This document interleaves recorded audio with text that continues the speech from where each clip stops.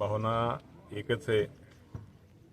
आज दादांचा वाढदिवस आहे आणि दादांच्या वाढदिवसाच्या निमित्तानं दादांना शुभेच्छा देताना दादांना अभिवादन करण्याची, दादांची जयंती साजरी करण्याची वेळ आमच्यावरती कधी येईल अशी कधीही मनाला वाटलं नव्हतं। परंतु आज आमच्या सगळेच इंदापूरचे सगळेच पदाधिकारी, आपल्या सर्वांना माहिती आहे की दादांचं इंदापूरकरांवरती किती प्रेम होतं। दादांनी बारामती नंतर सगळ्या ह्या राज्यामध्ये सगळ्यात जास्त प्रेम कुठल्या तालुक्यावरती केलं ते इंदापूर तालुक्यावरती केलं। आज माझ्यासारखे, आमच्यासारखे अनेक कार्यकर्ते दादांनी घडवले, ज्यांचा राजकारणाचा, त्यांच्या घराचा कुठलाही संबंध नसताना सुद्धा आज दादांनी आम्हा सर्वांना खूप काही माया दिली, खूप काही प्रेम दिलं, खूप काही राजकीय पाठिंबा दिला आणि तालुक्याच्या विकासामध्ये सुद्धा दादांनी खूप मोठा पाठिंबा आमच्या इंदापूर तालुक्याला दिला। आणि आज दादा नाही त्याची कल्पना आम्हा सर्वांना निश्चित प्रकारे दादा हे सर्वांचे राज्याचे नेते होते, शेतकऱ्यांचे नेते होते। दादांना सहकार असू द्या, ग्रामविकास असू द्या, कामगार क्षेत्र असू द्या, कुठल्याही क्षेत्रामध्ये दादांनी खूप लोकांना मदत केली, खूप लोकांना सहकार्य केलं। मदत करताना, सहकार्य करताना दादांनी कधी स्वतःला मी मदत केली, मी सहकार्य केलं असं कधी स्वतःची जाहिरात केली नाहीये। एक काम करणारा नेता आणि सर्वांशी हसत मुखत सर्वांशी ज्याचं काम असेल, त्याचं काम होणार असेल त्याला होय म्हणून सांगणारा, एखादं काम होणार नसेल तर नाही म्हणून सांगणारा, स्पष्टपणे बोलणारा नेता आज आपल्यामध्ये राहिलेला नाही। आणि कार्यकर्त्यावरती असं प्रचंड प्रेम करणारा नेता आणि जे खरे कार्यकर्ते ते खरे कार्यकर्ते ओळखणारा नेता आज आपल्यात राहिलेलं नाही। त्याचं दुःख निश्चित प्रकारे आम्हा सर्वांना आहे। दादांच्या जाण्यानं या राज्याची खूप मोठी हानी झालेली आहे। असा नेता, सर्वसामान्याचा नेता, सर्वसामान्यांचा प्रश्न सोडवणारा नेता आज आपल्यात राहिलेला नाही, याचं दुःख आम्हा सर्वांना आहे। आजही कधी कधी चिमटा आजही वाटतं की दादा आपल्यामध्ये आहेत। आज सकाळचा दादांचा वाढदिवस, आपल्या सगळ्यांना माहिती आहे 5:30च्या आसपास दादांचा फोन चालू असायचा आणि दादांना ज्यावेळेस आपण वाढदिवसाचे फोन करायचो त्यावेळेस त्याने पहिला प्रश्न असायचा, आपण ज्यावेळेस शुभेच्छा तिकडं त्या भागात कसं चाललंय, पाऊस झाला का, व्यवस्थित चाललंय का, सगळे बरे आहेत का, सगळे ठीक आहेत का। हाच तो आवाज ऐकू येत नाहीये। आज सकाळी सकाळी आपल्याला एक जाणवलं की दादा आपल्याला कुणीतरी विचारणारा नेता, पावसा पाण्याची आपली काळजी घेणारा नेता, आपल्या सगळ्यांचं तालुक्यातल्या बरं चाललंय का असणारा विचारणारा नेता आज आपल्यामध्ये नाहीत। त्यामुळं आज दादांची आम्हा सर्वांना खूप आठवण आली।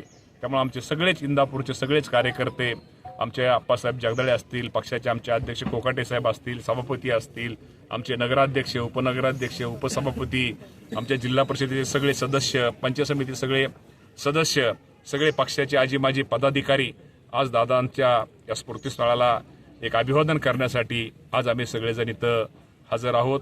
आम्ही आजही खरंच निश्चित प्रकारे आजही आम्हाला वाटतं आपल्यातून दादा आजही आपले दादा परत यावेत, आपले दादा परत असं वाटतं, पण आता ते शक्य आम्हाला माहिती आहे शक्य होणार नाहीये।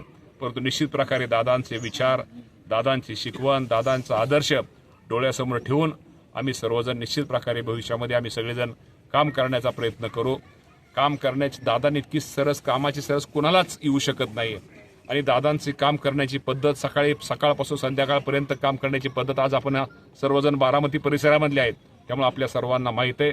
त्यामुळं असा नेता होणे नाहीये। त्यामुळे आमच्या इंदापूरकरांच्या वतीनं, मी आमच्या सर्वांच्या वतीनं दादांना जयंतीच्या निमित्तानं आम्ही त्यांना अभिवादन करतो। आज दादांची जयंती, महिनाभर उशिरा जयंतीच्या निमित्तानंच तुम्हाला सांगतो की आज प्राथमिक स्वरूपामध्ये शेतकऱ्यांची नावं आज बहुतेक झाली। आता सहकारी विभागानं सांगितलं होतं आज कदाचित ती जाहीर थोडीफार प्रमाणात होतील, पण साधारणतः मी तुम्हाला सांगतो जो उशीर कर्जमाफीचा जो झालेला आहे त्यामध्ये शेतकऱ्यांचा हितासाठीच झालेला आहे। शेतकऱ्यांना उद्या भविष्यात यादी जाहीर करायचो आणि परत यादीमध्ये काय शेतकरी इन्कम टॅक्स भरणारे मोठे शेतकरी किंवा कोण शेतकरी मोठे असतील, ही कर्जमाफी गरीब शेतकऱ्यांसाठी आहे। आणि मी पुन्हा एकदा सांगतो, आज दादांच्या स्मृतीस्थळाला सांगतो की राज्याच्या मुख्यमंत्र्यांचं, मुख्यमंत्री देवेंद्र फडणवीस, एकनाथ शिंदे, सुनेत्रावहिनी पवार या सर्वांचं खरंच आभार मानले पाहिजे। सगळ्या आर्थिक अडचण असताना सुद्धा आणि कुठलीही निवडणूक डोळ्यासमोर नसताना सुद्धा या राज्याच्या मुख्यमंत्र्यांनी खूप चांगला निर्णय हा घेतलेला आहे। आणि आज खरंच काल मुख्यमंत्र्यांनी कॅबिनेटमध्ये जाहीर केलं की दादांची आज जयंतीच्या निमित्तानं आपण प्राथमिक स्वरूपामध्ये आपण काय शेतकऱ्यांना पत्र देता येईल का ते बघू. कदाचित आज उद्या पत्र ती मिळतील, त्यामुळे आता काळजी करू नका. 30 जुलैपूर्वी माझ्या राज्यातील शेतकऱ्यांचे 56 लाख पेक्षा जास्त असणाऱ्या शेतकऱ्यांना आणि साधारणतः 40,000 कोटीपेक्षा जास्त रक्कम ही माझ्या शेतकऱ्यांच्या बँक खात्यामध्ये ही निश्चित प्रकारे जमा व्हायला 30 तारखेनंतर सुरुवात होईल. अजूनही त्यानंतर आता काय अटी आपण ज्या शिथिल केलेल्या आहेत त्या अटीमध्ये शिल्लक राहिलेले शेतकरी त्यांना थोडा उशीर जरी थोडा काय शेतकऱ्यांना उशीर होईल की आपण अटी कॅन्सल केल्यात, तोही साधारणतः लवकरात लवकर तो विषय आम्ही शेतकऱ्याला कर्जमाफीची रक्कम ही निश्चित प्रकारे देतोय. आणि त्यामुळं उशीर होतोय म्हणण्यापेक्षा जो उशीर झाला तो माझ्या शेतकऱ्यांच्या भल्यासाठीच उशीर झालेला आहे.